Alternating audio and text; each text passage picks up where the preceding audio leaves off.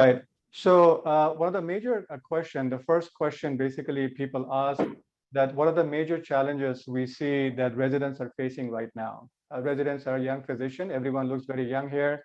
So the number one challenge we see for young residents they're facing is that for the last 2 years, they are doing something called day trading as a financial advisor. Like, it's not uncommon to see actually people using apps like Robinhood or Betterment and doing a lot of trading, like they're buying like a lot of uh, position which are concentrated like Bitcoin nowadays, for example, a very good example, they're doing a lot of buying and selling.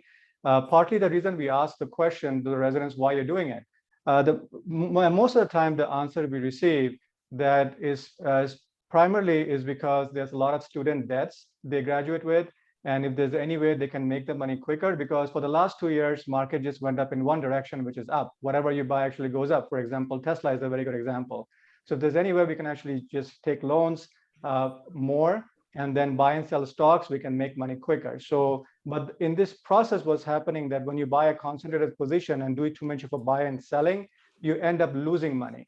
So that's the number one problems we see actually residents are facing.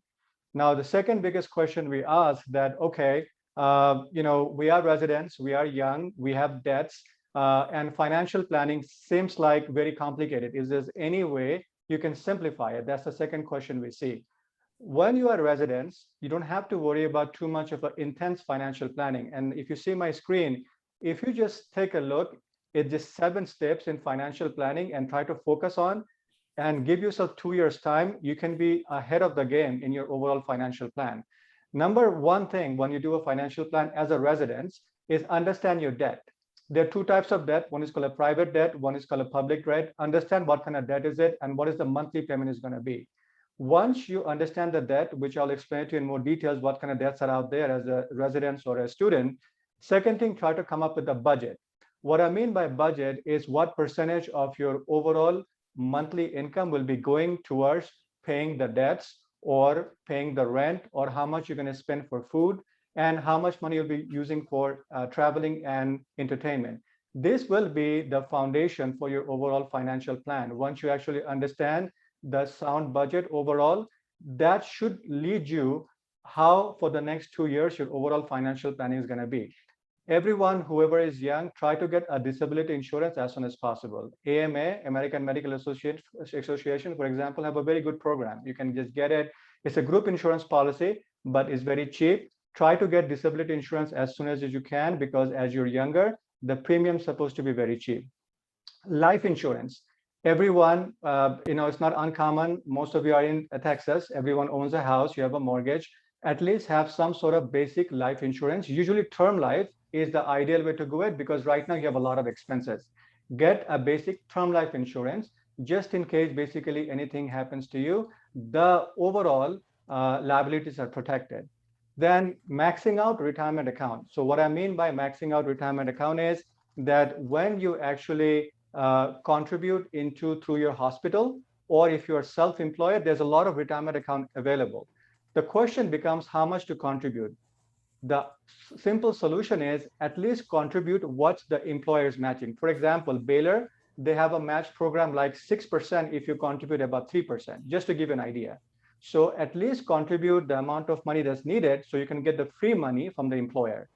Estate planning. I understand that a lot of you might be thinking, I don't have too much of assets. Why do I have to worry about estate planning?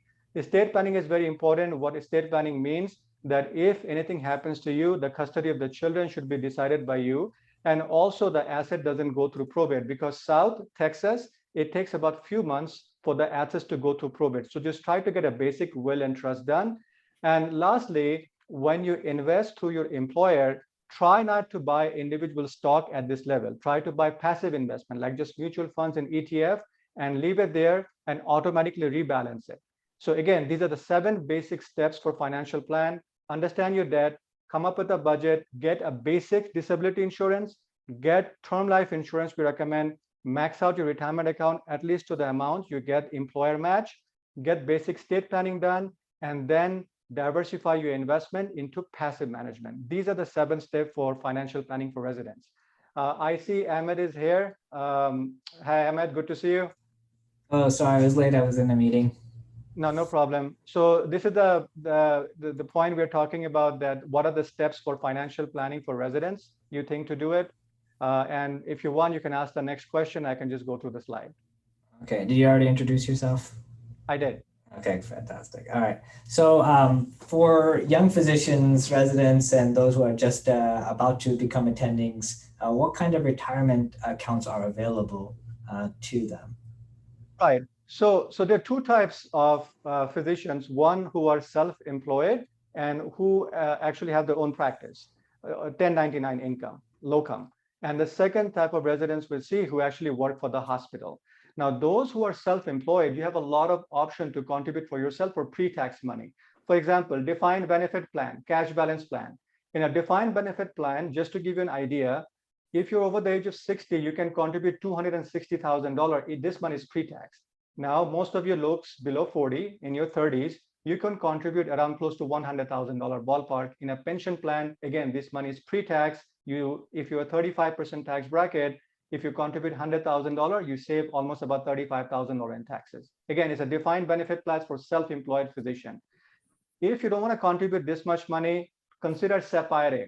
SEP, self-employment plan. In a SEP IRA, you can contribute 25% of your W-2 wage or adjusted gross income approximately, and this money is, again, completely pre-tax. Now, straightforward IRA account, this has nothing to do with the corporation, under your individual name for yourself and for your spouse. As long as you have earned income, you can contribute below the age of 50, almost $6,000 each. Again, this money is, again, pre-tax. And HSA account, you can contribute for your practice. And a lot of times we see residents actually through hospitals, they have health savings accounts. Health saving accounts means high deductible savings account. For family, you can contribute almost $7,100. And again, this money is pre-tax. The good thing about HSA account, after the age of 66, you can use this money for non-retirement account for health reason as well. It's absolutely fine. So again, HSA account is very powerful.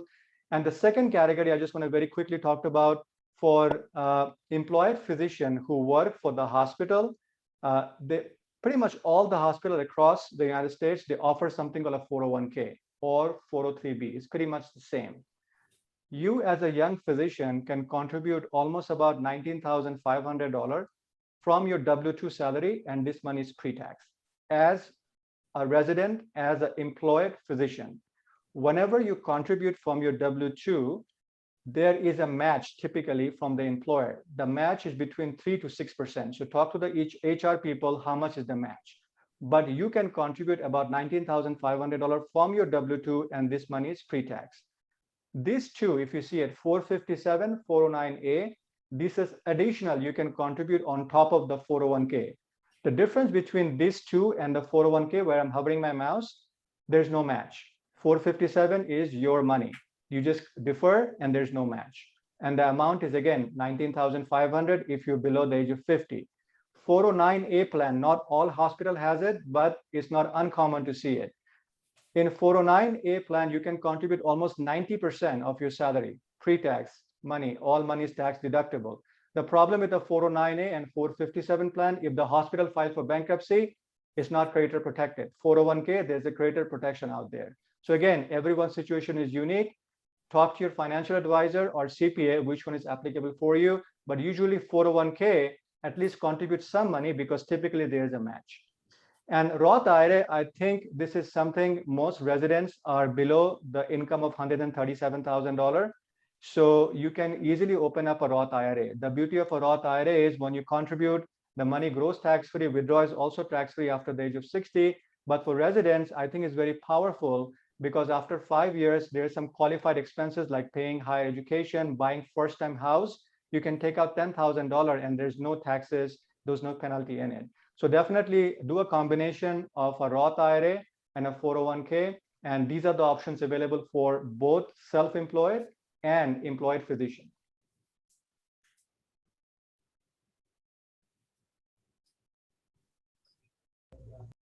All right, so disability insurance is often provided by hospitals and practices. Can you speak a bit about those that are provided by the hospital versus ones that we would buy on our own? Yeah, those provided by the hospitals are very cheap. Definitely you should go with it, is because it's a group policy, very cheap. a lot of times is not portable. Portable means that once you leave the employment, the money, you cannot just portable the insurance under your name. Now, there you can also buy under your own individual name. Typically, the range is 60% of your W-2 wage as a disability insurance. If you become disabled, just in case, the income you receive from disability is tax-free. All right, so there's no tax deductible when you buy the policy and pay the premium. But just make sure you get few riders in it. You just want to make sure that they have true occupation in it. That means let's say if you're a gastroenterologist or if you're an oncologist, you become disabled, you can still practice internal medicine, but the disability insurance again pay for if you become mentally for some reason disabled. Cost of living adjustment, you're very young. Once you become disabled, let's say at the age of 50, the benefit must go up with time. So cost of living adjustment also get this rider as well. Residual income means that if you become partial disabled, the disability also pays as well. And also make sure that it has a guaranteed insurability or renewability clause in it. What it means for any reason, the premium should not go up once you buy this disability. So that's why I try to get companies that actually have individual policy, not a group policy like MetLife or New York Life. Companies like this usually have these clauses in it. So make sure that when you buy either through employment or through yourself, have this rider included in it when you buy the disability.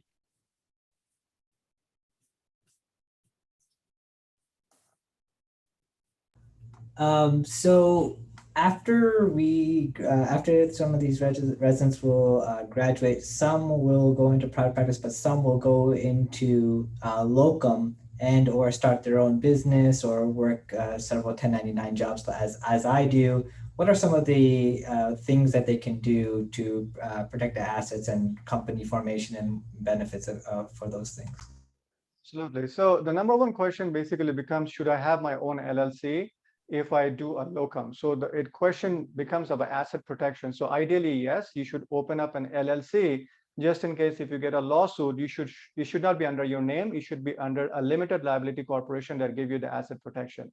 But it costs a little bit of money because you can do the practice as your own. Let's say, for example, Syed Nishat, MD, I can just do practice as my own.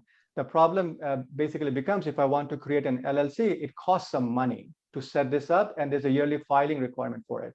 So it comes down to how much income you have. If just a residence income is 25, 30,000 or 50,000, the cost versus protection may not be worth it. But if you'd like to see the income is over 100,000, so it's worth it.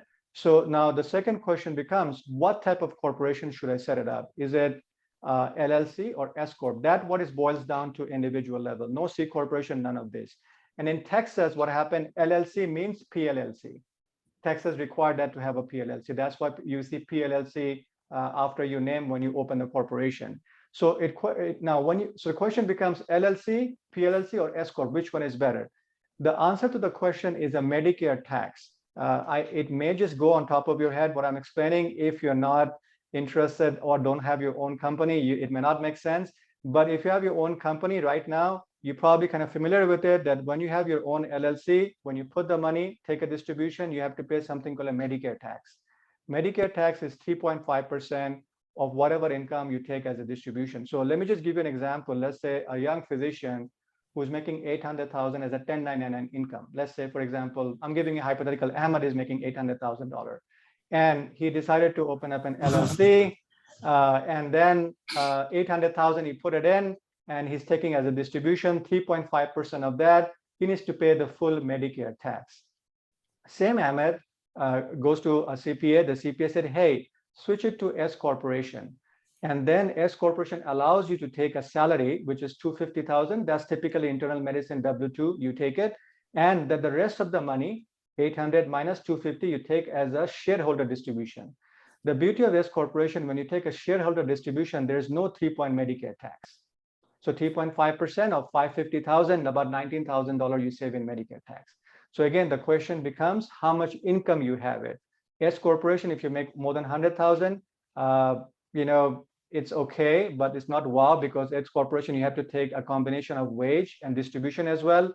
LLC, if you make about 100, 200, it's okay to have LLC. The magic number we would like to see, you're making close to 200, 250 to have an S corporation. And if you're making less than that, just go with the LLC. It's fine because the Medicare tax is not going to be that significant. If you're making less than $50,000 or less amount of money, just stay with sole proprietorship or under your individual name. That's it. If anyone can direct me to an $800,000 job, I'm willing to go ahead and take the plunge. Okay, so moving on. Now, everyone knows that residents and medical students have just stacks of debt. So taking that into account, some of us are coming with hundreds of thousands, $500,000, and if there's two physicians, more than that. What should we do when we get out? Should we go ahead and just throw all the money in retirement, or should we buy a house, or is it get rid of debt first and do everything else later?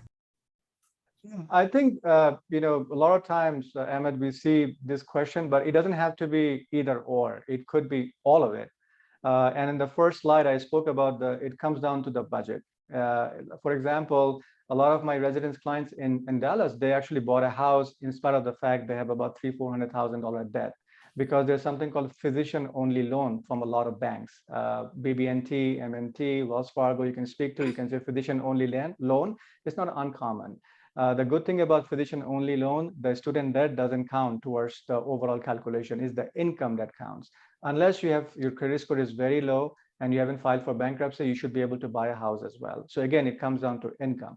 So my suggestion will be that you should buy a house as well, come up with a monthly budget, and I'll show you a slide. How does the budget should look like every month? Pay this off in 4 or 5 years. And also you can contribute into retirement account. All is possible. It all comes down to your budget. Okay. So, I mean, just continuing on the theme of debt, then, if we're buying a house, we're going to accumulate more debt, and then we all have the student loan debt. So what do you think is the best way to actually manage all of this debt?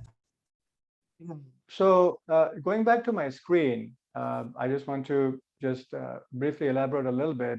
When you are talking about the student loans and the type of budget we should have it, most of the residents I have met, they usually have a private loan.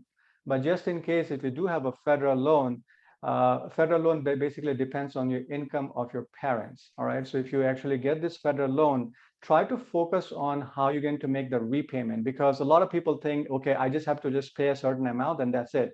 No, there are actually 3 types of repayment options there if you qualify for a federal loan. Their income-based repayment that was introduced way back. It's a percentage of your income will be paid. Pay as you earn. The difference between the first one and the second one is the flexibility. It's only about 10% of the income you have to pay, nothing significant. Revised pay as you earn, that was introduced about a few years ago as well. The benefit of revised pay as you earn, a certain percentage of the interest is forgiven by the government, about 50%. So try to choose one of the loan payment option when you try to apply for the payment option, if you qualified for the federal loan, just in case. Private loan obviously is a Discover card, MasterCard, depending on which company have you used. So try to consolidate the debt if you have a private loan. What I mean by that, like if you have 5, 6 different loans, we would like to see the interest rate is below 4% nowadays. If your interest rate is more than 4%, try to refinance. It's a good time to do it. Second thing is, if you already have bought a house, lucky. If you have a lot of equity in the house, try to refinance the house and try to pay off the debt. The reason is because the student loan payments that you make the payment, if your income is high enough, you don't get the deduction, only $3,500 deduction. But if you refinance your house, the mortgage, you can get deduction.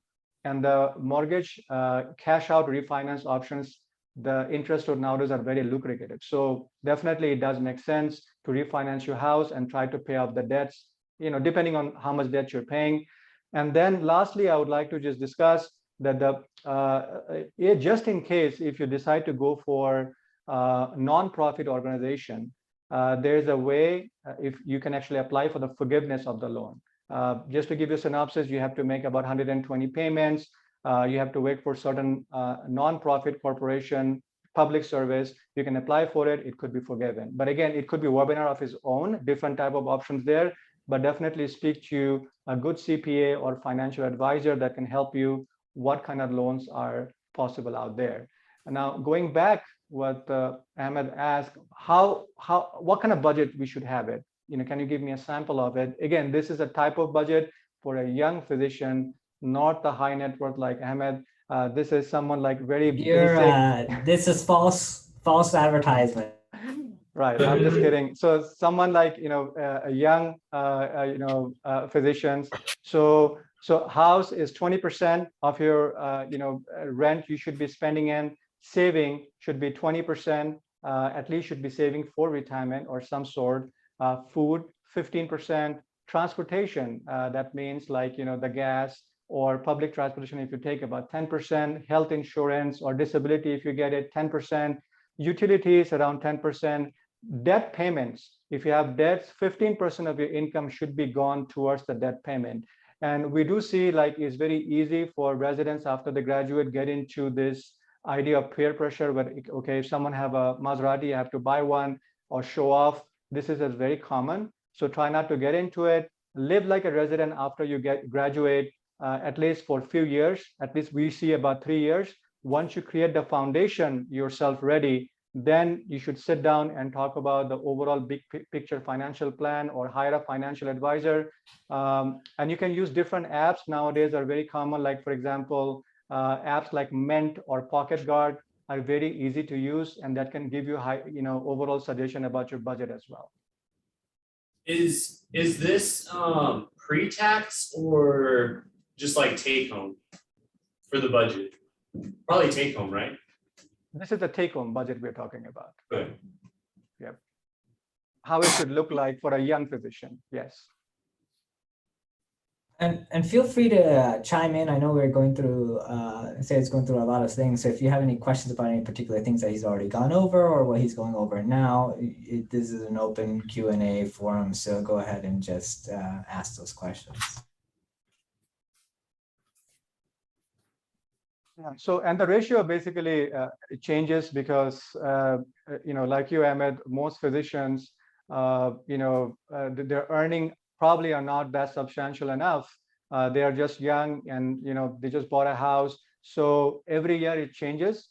So as the debt payment goes down, you can probably put more towards saving or, but the biggest mistakes we see, they bought the most expensive house and about, let's say 30%, 40% goes towards the house. So there's no way, it's a vicious cycle. You won't be able to get out of the student debts whatsoever.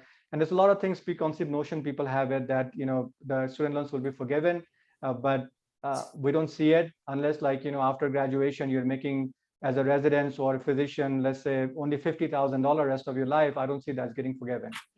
Most physicians actually do make over 100,000, what I've seen. So most likely you do have to pay back all the students loans you have taken.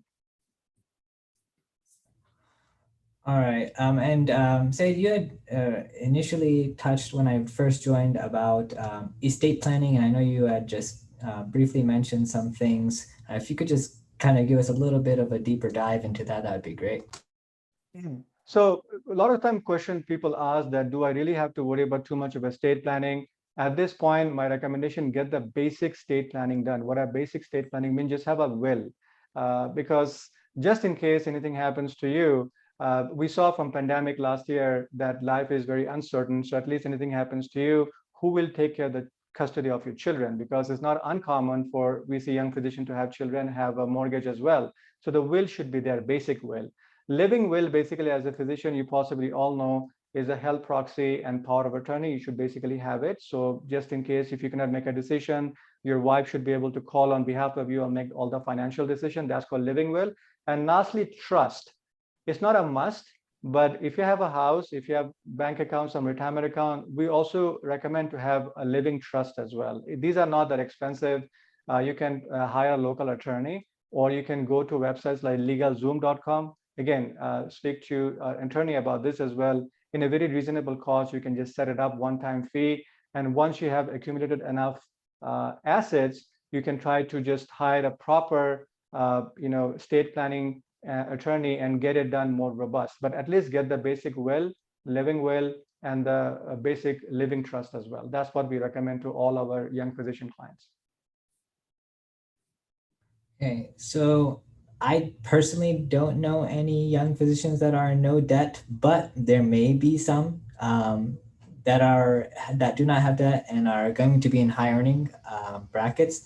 So how do we, or when we do get out of debt, how are we supposed to lower our taxes if we are considered to be high earning? Yeah, so just in case if one of the lucky ones, like if you're Elon Musk or something and making a tremendous amount of money somehow, and then you have a lot of income, don't know what to do to get some tax deductions. So again, cash balance plan is the best way to handle it. If you're self-employed, you can almost contribute few $100,000, all deductible. Retirement plan, definitely max out as much as you can. Now, if you have that much money, most likely you're investing other vehicle as well, like real estate is very common nowadays. So if you do real estate investment, speak to your CPA about cost segregation and opportunity zone. Opportunity zone is very common in Dallas. It's easy to find that you buy a property into area where there's a 20% property. You buy the property, leave it there for 10 years, no taxes on the gain. So opportunity zones for real estate investment is very important. Cost segregation means, let's say, if you have your own surgical center, is very successful, and you are getting basically income from the office building, do an advanced cost segregation. It's like a depreciation you do. What happened in depreciation, that the building that actually provides you income, you pay no taxes on it. Again, it's a great way to lower your income. Charitable planning, we do quite substantially. If you're making a tremendous amount of money, we can create a charitable trust for you where you can contribute money and get yourself an income as well. Again, these are the topic for people who are making tremendous amount of money. I'm not sure if it's applicable in this webinar, but just in case if you do, I just want to point it out there. We can talk one-on-one, and based on your situation, I can give you suggestion that could be applicable for you. So, I mean, as just kind of to the residents, a lot of these things that he's talking about, I have never even heard of, and I'm a little one step ahead of y'all. So don't feel like this is going completely above your head, so you're just going to ignore it. It's better to know that this exists and hire a professional to help you than it is to just pretend it doesn't exist and potentially financially sabotage yourself. So this is one of the reasons that we wanted to bring Syed to you guys, is to just open your eyes to, or make you aware of what's out there and how to manage your finances as not just physicians in training, but as you get out there to and the attending life. So in terms of investments for residents in particular, what would you say is the best investment strategy? I mean, obviously they're not making as much as an attending, but they are making money. So what should we do? We highly recommend for residents, don't get into the habit of short-term trading or buy and sell. If is all possible, try to just go for passive investment and focus on the financial plan. That's something we all very often we see are missing. And that's why we recommend that you can go for ETF, exchange traded fund, for example, Vanguard or iShare or Schwab fund. I don't think residents need a financial advisor right now and pay fee, in my opinion. In my opinion, that you should be able to do passive everything, as long as you just follow the basic guideline of financial plan. Once you pay off your debts significant amount, once you bought a house, once you have some basic financial planning, everything set up, then you have significant amount of money. We would like to see you have a more than $1 million net worth. Once you have it, then we recommend to hire a financial advisor, talk about active management. Then you can afford to take some risk, like buy some stocks, make some money. But nowadays, everyone is buying and selling stocks, which I think is not the right way to do it. Maybe a little portion of your asset could do it, but not substantially, because you are a physician, you're residents, you don't have too much of a time. Focus on the financial plan, focus on long term. Okay, so this is a question. We talked about stocks, but for some of these, for our generation, residents and whatnot, crypto is the big talk that everyone is doing. So, what are your thoughts on crypto? How does it really factor into our overall financial plan? And any insight would be great. Yeah, so I think again, the cryptocurrencies for the last few years have been very popular. And there's no way to avoid it. Everyone is going for it, even Elon Musk, even tweeting it. And that's why it's easy to get influenced to buy some of it. But if you ask anyone, how does it work? No one have a good explanation. How it works. Okay, what are the taxes? Who is buying it? Why are you buying it? Usually when you do an investment, like Warren Buffett says, that it has an intrinsic value, like you buy a Coca-Cola or you buy a Pfizer or Microsoft or Apple, there's an intrinsic value to it and the business is doing something. Cryptocurrency, if you're buying it, the whole idea is that you're hoping someone else buy from you and the price will go up, and hoping and praying. Up to an extent, all of this makes sense, but definitely at this stage where you are trying to accumulate wealth, you already have a lot of negative debt, because most physicians start with negative $200,000. The last thing you want, regardless how good the investment is taking a shot in something where a lot of people don't understand, like Dogecoin or Ethereum and all of this stuff, which are like out there. A small portion of your net worth, we do see people do invest into this stuff, which are speculative, which understand, but I don't see the residents are in this situation to do it. So we recommend not to do it. Focus on paying up the debt, focus on creating the foundation first. Once you have enough net worth, you can take all those risks. Okay, and does anyone have any questions about anything at this point?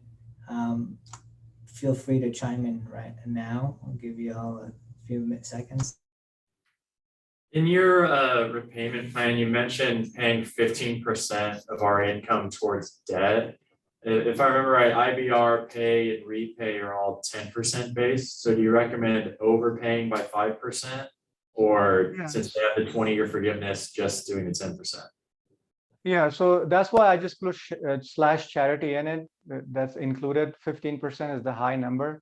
So sometimes if you're already going for the income-based program, 10%, I think that's good enough. Don't worry about paying it off. Make sure the interest rate is low, though. Okay, don't go more than 5%. As long as it's below 5%, I think it's okay to carry forward. Ideally, we would like to see 4% is the interest rate, and you pay this off, because remember, you just have to make 4% to just break even, though. So try to pay this off as soon as you can. Thank you. Have you heard of any physicians having success with the government payback, or where you work for like 10 years? I forget what it's called. Public service. Yeah, the PSLF program, where you work for 10 years. I think I can't remember what type of institution it has to be, but it has to be something that's nonprofit. Have you heard of anyone doing that and having success? Yes, it all depends. So we heard most of our clients' personal experience, they actually are in private loans and then they are paying it off. But yes, there are instances where stories are there, examples are there that the physician, you're actually better off working for a nonprofit, because for profit, if you take a look at the ballpark, we can do the math. Even if you make 200,000, and for nonprofit, if you make only 100,000, and if your loan becomes forgiven after you work for certain years, you are actually ahead of the game. And then for nonprofit, they have other good retirement plan as well that you can contribute. So it does work out fine, depending on how much debt you have. If the debt is very insignificant, let's say $40,000, $50,000, private makes more sense to work over there. But if the debt is significant, we can run the number for you. Or if you go to any debt consultants, they can run the number for you and let you know which one makes sense. But there are instances where working for nonprofit work out better, even with a low salary. Could you talk a little bit more about like how do you get the maximum tax deductible, not deductible, but what do you do when you have like a attending salary? What do you do to reduce the tax, like that tax reduction, I guess? Like other contribution, RA, other accounts. Yeah, so basically the question is that if you are at a high income bracket and you are in control of your debt, And then because the interest rate is very low, let's say, for example, 3%, the idea is that I keep the 3%, take this money and invest somewhere where actually makes about 6 to 7%. I'm young, I can afford to take some risk. The math may work out fine in this situation. So let's say if you are self-employed, just say any income comes as a locum. Most of the time residents work both. They work as a locum, they work for the hospital as well. So the locum income portion, you can open for yourself a cash balance plan, or call a defined benefit plan. That income you can write off at the age of 30, 40, the amount is around $100,000. Again, it's a pre-tax money completely. Retirement account, I gave you all the options and I can show you the slide one more time. In retirement account, in a 401A, 457, and 409A altogether, 19,500, 19,500 two plan, plus 409A, if the hospital offers almost 90% of income, you can all contribute, and these are again pre-tax money. All right. If you invest into, so once you get all this money, let's say, after you max out the retirement, still you have some more money you want to invest outside of retirement account, try to buy real estate. Once you invest into real estate, try to look for opportunity zone. There are websites like loopnet.com or Zillow.com. When you look for property, there's called opportunity zone there, eligible. What it means, if you buy this property, leave it there for 10 years, no taxes on the profit of the property. Now, once you have real estate, let's say if you have your own practice, you are actually working in the practice and you're paying the rent to the practice. Every real estate, there's something called depreciation schedule. Like even if you have a car, it has a depreciation. Every year the car depreciates, right? You can get to write off. If you have a real estate, every year it has a depreciation. The typical depreciation is 39 years.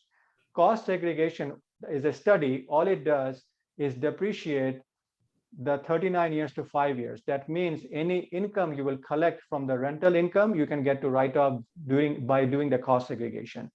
And then I spoke about the charitable contribution. If you buy, sell a lot of stock, you can just donate the stocks in the charity. In this way that you pay no taxes on depreciation, plus you get a deduction as well. Or you can do the combination of all of it, depending on your situation. So that's why if you're a high earner, definitely at that time, speak to your financial advisor. Either all of them or combination of all of them may make sense for you. So some of us do have children. I know some of the residents do, and there's a lot of these retirement plans and other things with numbers and letters. One that we've heard of is the 529 plan. From what I've heard about it, that there is some tax advantage to having a 529. Could you talk a little bit about that, and at what point in our financial journey is it a good idea to open up? Yes, absolutely. So going back to, so these are because the reason why didn't we touch up what 529 is because, I don't want to as a financial advisor, what we have learned for our clients, too much information is not always good. And even the information I spoke about, a lot of times I think it's way too much. It doesn't resonate and is very complicated. So we try to narrow it down in 7 steps at the starting point. Once you have accomplished these 7 steps, and again, remember the debt is a big issue. If you can take the debt out of the picture somehow, because it's not going to be that easy to incorporate now 529 for the children as well, because most likely at the later time of your year, if you can take care of the debt somehow, then you have enough money, then you can contribute a 529 for the children. 529 plan is called a college plan, where you can contribute for your kids. The age could be as soon as the child is born, you can open it, but we recommend after the child is 2 years, do it, just in case if the child has some physical issue like a Down syndrome or anything, because the 529, the issue is that is part of the child's overall net worth, so it can affect the benefit. As long as the child doesn't have a physical issue, you can open a 529 plan, contribute the money to the 529 plan. In Texas, unfortunately, there's no deduction, state tax deduction. But once you put the money into the college 529 plan, the money grows tax-free. Withdraw is also tax-free as long as you use it for qualified tuition and education purpose. And just in case if you decide to cancel the 529, you can do it. A lot of people have a misconception that the 529, I cannot cancel it. You can sell out everything. At that time, you only have to pay taxes and penalty, which is 10% only if you make any profit. That's it. Principal remain the same. There's no taxes, and there's no taxes in it, only on the profit. So I think it is a good vehicle if you have accomplished all 7 steps. Still, if you have money, then yes, consider doing a 5 to 9 for the children as well. I have a question about the 5 to 9. If your child doesn't use all the money for education, what is there a way to utilize that money without paying the penalties? Yeah, you can use it for yourself, CME and stuff, transfer it back to you under your name. Higher education for yourself, for your spouse, another children back and forth, or if you have grandchildren, leave it there for long term and transfer to a grandchild, and then this money, you can just bypass the penalty in this situation. So you can transfer it just like to my child to then use. Child under your name, your education, your higher education. Yes, absolutely. Thank you.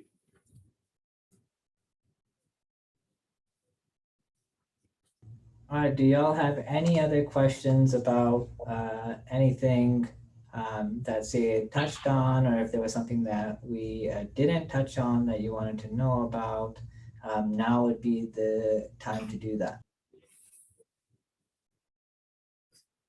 I have one more question about the 5 to 9.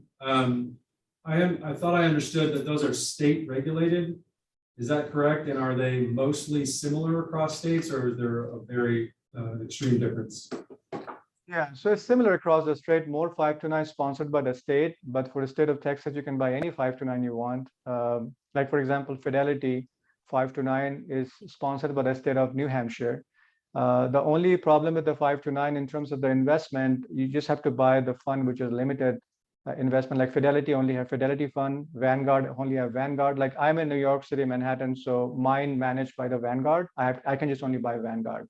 And it's a state regulated. What it means that it is state sponsored, but the child pretty much can go to any college they want to, and they can use the money, no problem, as long as the money is for qualified tuition, room and board. They can just use the money. So you don't have to live in the state that sponsors it? No, you don't. And also there's some variation of 5 to 9 as well, to give a little bit more deeper into it. One is basically a regular 5 to 9 program where you can just contribute the money. It fluctuates with the market. It's called the regular 5 to 9 account. So the regular 5 to 9 account, what happened, the money can be used basically for room and board, tuition. Is more flexible, and the return depending on the mutual fund you buy. Let's say you buy S&P 500 mutual fund, it will go up and down with S&P 500. Some state have guaranteed program. What it means that, let's say, for example, Maryland has a program. If you live in Maryland, only then you qualify, obviously. So you can buy for this Maryland state 5 to 9 program. It's a principal guaranteed. So what happened, you don't lose any money. You just buy the tuition. As long as you go institution, they make sure they match the inflation. You don't lose any money. But the money can be used only for tuition, not for room and board. So this variation is there as well. Most of the times we see people actually go with the traditional 5 to 9, where it's more flexible, not the latter one I mentioned, which is the principal guaranteed option. That's something we don't see it that often. Thank you. All right, any last questions before we wrap up?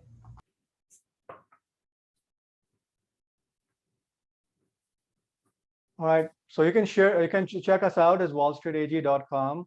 You can subscribe to us, and as I mentioned, you should be able to find us in Medscape or Medical Economics or Kevin MD. If you follow them, we regularly talk about issues with residents or financial planners. The reason why we are going, not like to tell us to use financial advisors. For residents, we're actually going to tell us not to use financial advisors, is ideally because it's a way to giving back to the society, because we really appreciate what you do during the pandemic and all the hard work and the sacrifice. And as long as you follow the basic financial programs, I think you can manage everything by yourself. But just in case, if you still think that you need our help, you can give us a call. My phone number is there. You can subscribe to our newsletter. and different ways. As long as you subscribe to Medscape or Medical Economics or Kevin MD, you should be able to find us as well. But if you have any question, feel free to send us an email. All right, thanks so much, Syed, for taking time out of your day to talk to us. I know it was a last-minute request, and we really appreciate Sure. that you were able to accommodate us and really give us a really good introduction to personal finance for young physicians. So with that, thank you very much, and maybe you have opened some eyes and changed some minds. So we appreciate it. Thank you very much for having me. Appreciate it.